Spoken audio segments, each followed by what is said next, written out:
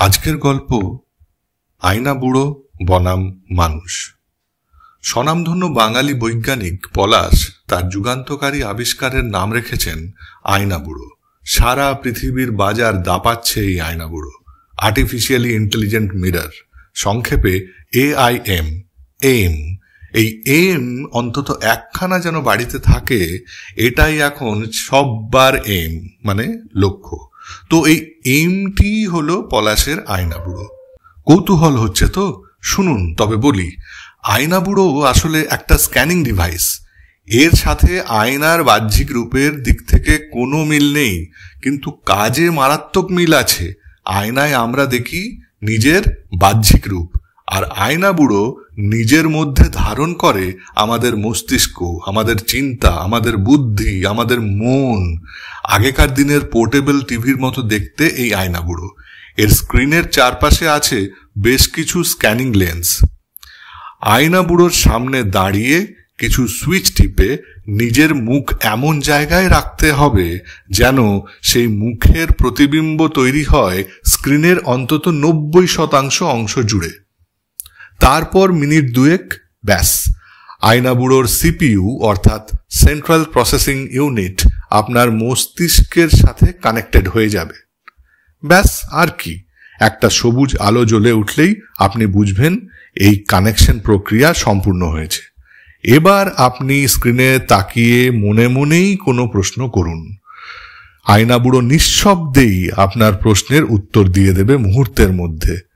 স্ক্রিনের দিকে ড্যাব ড্যাব করে তাকিয়ে থাকা আপনার চোখের মধ্যে দিয়ে এক জটিল ট্রান্সমিশনের মাধ্যমে সেই উত্তর পৌঁছে যাবে আপনার মস্তিষ্কে। প্রশ্ন, উত্তর সবকিছুই নিঃশব্দে, পূর্ণ গোপনীয়তা বজায় রেখে। একটা কথা এই প্রসঙ্গে না বললে আসল কথাটাই বলা হয় না। আয়না বুড়ো কিন্তু ঠিক ওই গুগল টাইপ বিজ্ঞ নয়। আয়না বুড়ো আপনার মস্তিষ্কের সমস্ত তথ্য পড়ে বুঝে বিশ্লেষণ করে আপনার প্রশ্নের উত্তর দেয়। অর্থাৎ আয়না বুড়োকে আপনি প্রশ্ন করবেন আপনার নিজের জীবনের সাথে জড়িত কোনো বিষয় নিয়ে। মূলত আপনি আয়না বুড়োর থেকে তথ্য চাইছেন না, আপনি চাইছেন উপদেশ, পথের দিশা। তো এই হলো পলাশের আয়না বুড়ো। ফ্রেন্ড, ফিলোসফার, গাইড, এ সব কিছুই আজ অতীত। এমনকি কেরিয়ার কাউন্সিলিং এর নামে ফুলে ফেপে ওঠা পেশাও আজ অস্তা চলে। অমুক বাবা, তমুক মা নামক যত স্পিরিচুয়াল গুরু, তাদের বাজারেও মন্দা ডেকে এনেছে এই এম, মানে আয়না বুড়ো। এবার আসুন আসল গল্পে আসা যাক। 16 বছরের নীলাভর ভারী নেশা ভালো ছবির। ছবি বলতে আঁকা ছবি। জন্ম থেকেই অন্ধ নীলাভর এমন নেশার কথা শুনে সবাই খুব অবাক হয়ে যান। খুব স্বাভাবিক যদিও অবাক হওয়াটা, কিন্তু বিদ্যুৎ নামের এক চিত্রশিল্পী এই স্বাভাবিক অস্বাভাবিকের অঙ্কটা গুলিয়ে দিয়েছেন। বিদ্যুৎ এমন একজন চিত্রশিল্পী যিনি ছবি আঁকেন অন্ধ মানুষদের জন্য, আর সেই কাজ করতে বিদ্যুৎকে সাহায্য করে তার দুর্লভ সাহিত্য প্রতিভা। চোখে দেখা যা কিছু সবই যেন বিদ্যুৎ ভাষায় বেঁধে ফেলতে পারেন ওই অন্ধ চোখগুলোই প্রতিবিম্ব করে ফুটিয়ে তোলার মতো করে। তাই নীলাভর মতো অগুন্তি মানুষ নানান বয়সের আজ বিদ্যুতের চোখ দিয়ে তার আঁকা ছবি দেখে, আর সেই ছবির মধ্যে দিয়ে দেখে সারা ভুবন। বিদ্যুতের ইউটিউব চ্যানেল যেন আজ ওই বিরাট সংখ্যক মানুষের কাছে তাদের নিজেদের চোখের মতো। নীলাভদের বাড়িতে এই কদিন হলো আয়না বুড়োর আমদানি হয়েছে। নীলাভর একটা প্রশ্ন অনেক দিন ধরে তার মনে চরকি পাক খেয়ে চলেছে, খুব অস্থির করে রেখেছে তার মনকে। শেষমেশ একদিন নীলাভ আয়না বুড়োর শরণাপন্ন হলো তার প্রশ্নের উত্তরের জন্য। সে তার বাবাকে বলল তাকে আয়না বুড়োর সামনে ঠিক জায়গা মতো বসিয়ে দিয়ে আয়না বুড়ো চালিয়ে দিতে। ছেলের অস্থির ভাব তার বাবা মার চোখ এড়িয়ে যায়নি। তাকে তারা জিজ্ঞেস করেছেন। নীলাভ তাদের কাছে তার প্রশ্নের কথা জানিয়েওছে, কিন্তু লাভ হয়নি। তাই আয়না বুড়োকে প্রশ্ন করার নীলাভর আইডিয়াটা তার বাবার বেশ ভালোই লাগে। হাজার হোক এমন পরিস্থিতির জন্যই তো আয়না বুড়োকে ঘরে আনা। নীলাভকে আয়না বুড়োর সামনে বসিয়ে যা যা করার সব করে দেন নীলাভর বাবা। নীলাভ স্ক্রিনের দিকে তাক করে চোখ খুলে রাখে। আয়না বুড়োর সাথে কানেক্টেড হওয়ার সবুজ আলো জ্বলা মাত্র নীলাভর বাবা তাকে বলেন আয়না বুড়োকে প্রশ্নটা করে ফেলতে। নীলাভ মনে মনে প্রশ্নটা করে ফেলে, আয়না বুড়ো, আমার প্রিয় চিত্রশিল্পী বিদ্যুতের বর্ণনায় আমার মনে যে দৃশ্য, যে ছবি ফুটে ওঠে, সৌন্দর্যের শেষ থাকে না তার। যে ছবি শুধু কিছু কথার বর্ণনায় এত সুন্দর হতে পারে, সেই ছবি চোখে দেখলে কি অপরূপই না হবে, সেই ভেবে আমি পাগল হয়ে যাচ্ছি। এই বিশ্ব সংসার, এই পৃথিবী কল্পনার থেকেও বেশি সুন্দর নিশ্চয়ই, আমার দৃঢ় বিশ্বাস। কিন্তু তাকে চোখে দেখতে না পাওয়ার অসহায়ত্ব আমাকে শেষ করে দিচ্ছে। আমাকে তুমি বলো, আমি সেই অপার সৌন্দর্যের দর্শন কি করে পাই? নীলাভর প্রশ্ন শুনে আয়না বুড়ো বলল, নীলাভ, আমাকে কয়েক সেকেন্ড সময় দাও। সেকেন্ড 40 পরেই আয়না বুড়ো নীলাভর মস্তিষ্কে তার যে উত্তর পাঠালো তা হলো এরকম, নীলাভ, এই বিষয় সংক্রান্ত যত তথ্য দরকার তোমার মস্তিষ্কে থাকা সেই সব তথ্য বিশ্লেষণ করে দেখলাম, প্রতিটা দিক খুঁটিয়ে দেখলাম। তার সাথে একটা ছবি যা তুমি তোমার কল্পনায় এঁকেছিলে সেটার কপিও দেখলাম। তার থেকে হাইপার লিঙ্ক করা তোমার ওই চিত্রশিল্পী বিদ্যুতের বর্ণনার ভাষাটাও পড়লাম। নীলাভ, তোমার স্মৃতিশক্তি বেশ প্রখর। বিদ্যুতের 20টা ছবির বর্ণনা, আর সেই বর্ণনা শুনে তোমার কল্পনায় আঁকা 20খানা ছবি বেশ স্পষ্ট, ঝকঝকে তোমার মস্তিষ্কে। তো সেই 20টার থেকে একটা ছবি বিশ্লেষণ করে আমি যা বুঝলাম তা হলো এই যে তোমার কল্পনায় আঁকা ছবি বিদ্যুতের বর্ণনার থেকে অন্তত 33% বেশি সুন্দর। তাই তোমার অস্থিরতার কোনো অর্থ হয় না।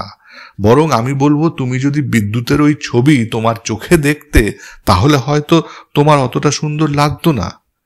তোমার মনে তুমি যে দৃশ্য রচনা করার ক্ষমতা রাখো, এই বিশ্ব তার থেকে বেশি সুন্দর নয়, এ বিষয়ে তুমি নিশ্চিত থাকতে পারো। কারণ মানুষই শ্রেষ্ঠ, তার মস্তিষ্কের সীমার বাইরে কিছুই নেই। এমন উত্তর পেয়ে নীলাভর আনন্দ আর কে দেখে। বহুদিন পর ছেলের মুখে হাসি দেখতে পেয়ে নীলাভর বাবা মায়ের আয়না বুড়োকে ঘরে আনাটা যেন সার্থক বলে মনে হয়। পরদিন নীলাভদের স্কুলে ভর্তি হয় দীপেন। সেও জন্মান্ধ। নীলাভর ঠিক পাশেই বসেছে। টিফিন ব্রেকে দুজন মিলে খেতে খেতে হঠাৎ আপন মনে দীপেন একটা গান খুব ক্ষীণ কণ্ঠে গাইতে শুরু করে। গানটার কিছুটা শোনার পরই নীলাভর খাওয়া থেমে যায়। দীপেনের কাঁধে হাতটা রেখে নীলাভ জিজ্ঞেস করে, আচ্ছা দীপেন, তুমি কি বিদ্যুতের আঁকা ছবি? নীলাভর প্রশ্ন শেষ হওয়ার আগেই দীপেন গান থামিয়ে বলে ওঠে, হ্যাঁ, বিদ্যুতের ছবি তো আমার পৃথিবী, আমি তো সেই পৃথিবীতেই থাকি।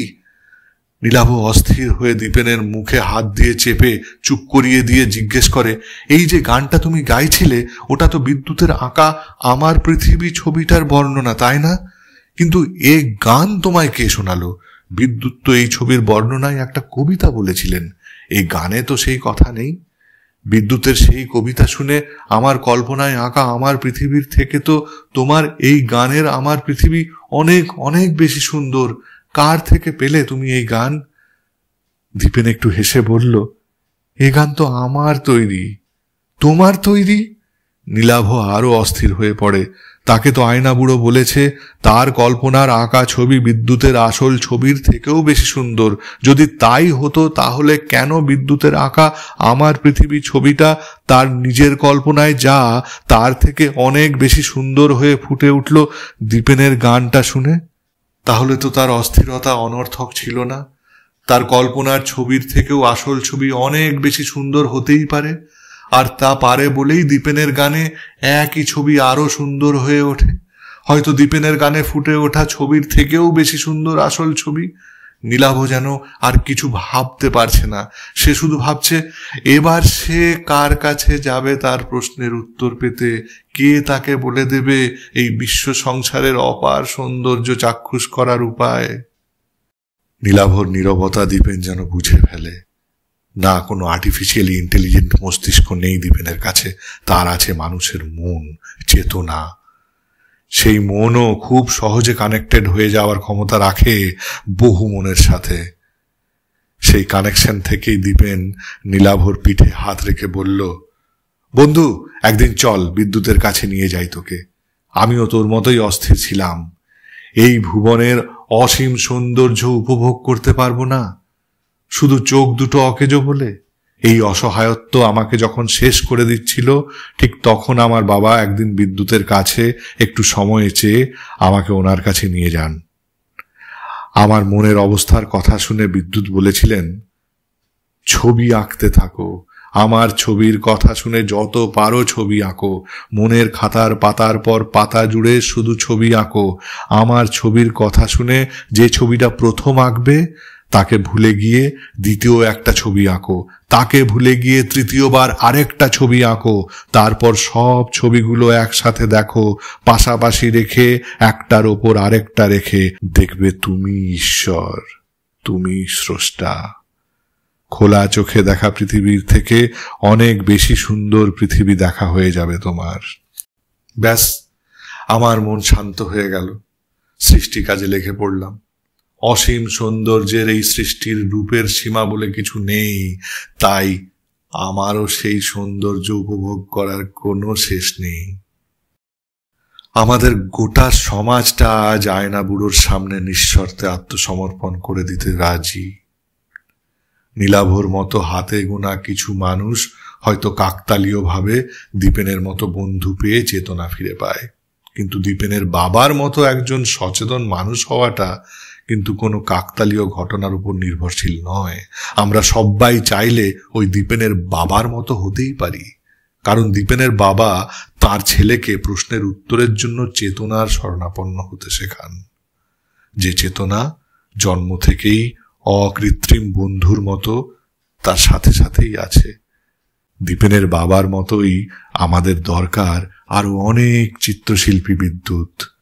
এই কৃত্রিম বুদ্ধিমত্তার শাসনে ক্রমবর্ধমান অন্ধ নাগরিক বৃন্দের চোখের আলো ফেরাতে এমন অনেক বিদ্যুতের ঝলকানি আমাদের সত্যিই দরকার।